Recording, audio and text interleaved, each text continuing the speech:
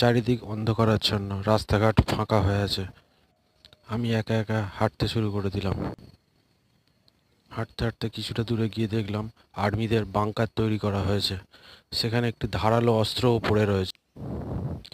এরপর আবার খুঁজতে থাকলাম, আরও একটা বাংকার রয়েছে।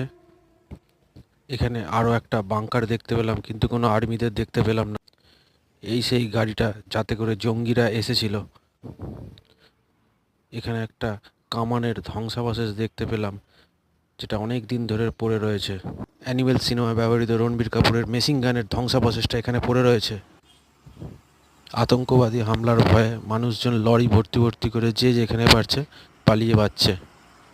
এগিয়ে যেতে যেতে আমি দেখলাম জঙ্গিদের ছাউনি, যেটা আর্মিরা ভেঙে গুড়িয়ে দিয়েছে, শুধু তার ধ্বংসাবশেষ পড়ে রয়েছে। গন্তব্যে পৌঁছানোর পরে অ্যান্টি বম্ব স্কোয়াড আমাকে তল্লাশি করতে শুরু করলো এবং বলল, তাড়াতাড়ি ঘরে ঢুকে যাও।